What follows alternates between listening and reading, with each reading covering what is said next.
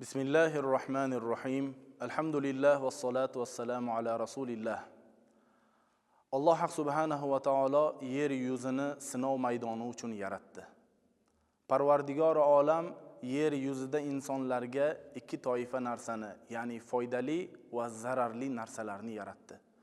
Foydalilarda barakot, xayrni joriy etgan bo'lsa, zararli illatlarida esa insoniyatga, muayyan bir shaxslarga yoxud ko'pchilikka zarar keltiruvchi illatlarni ham ayni o'shalarda qildi. Parvardigor olam nimaiki bandalariga farz qilgan bo'lsa, ularni bajarmoqligi insoniyat tomonidan vojib va o'sha narsalarda Alloh taoloning hikmati, xalqqa yaxshiliklar, manfaatlar bor. Nimalarniki Alloh taolo harom qilgan bo'lsa, nimalardanki qaytargan bo'lsa, unda muayyan shaxslar yoxud jamiyat uchun zararlar bisyordir. Bulardan biri poraxo'rlik, korrupsiyadir. Alloh haq subhanahu va taolo Qur'oni azmushanida marhamat qilib aytadiki: "Va la ta'kulu amwalakum baynakum bil batil." Ya'ni oralaringizda botil yo'llar bilan bir-biringizni molingizni yemanglar deydi. Poraga ulamolarimiz quyidagicha ta'rif berishadi.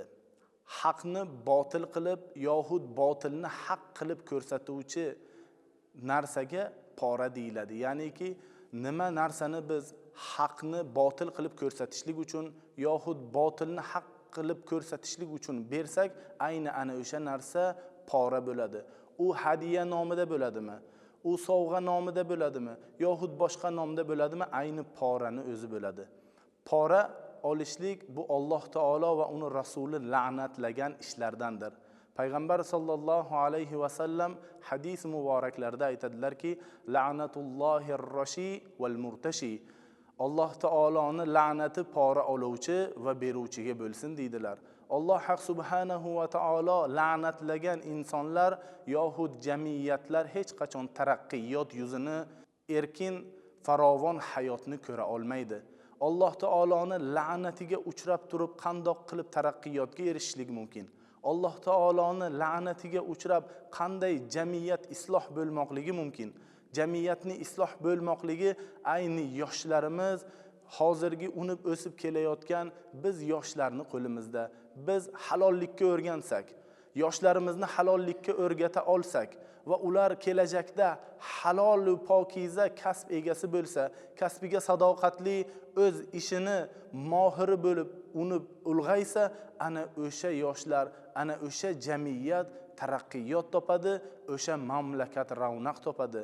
Bizni bugungi shiddat ila rivojlanib kelayotgan zamonimizda ayni korrupsiya degan omilni, korrupsiya degan illatni yo'qotmoqlik uchun jamiyatni har bir bo'g'ini qattiq harakat qilmoqligi zarur deb o'ylaymiz.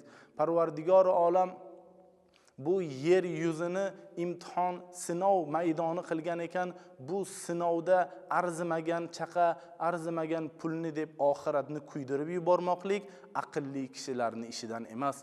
Zero Alloh subhanahu va taolo bizlardan halollikni talab qilgan, halolga yurishlikni talab qilgan, halolni qabul qiladi va halolni yaxshi ko'radi. Haromdan qochishlikni, haromdan hazar qilishlikni talab qilgan va bu talabi uchun bizdan erta qiyomat kunida so'roq savol bo'ladi albatta.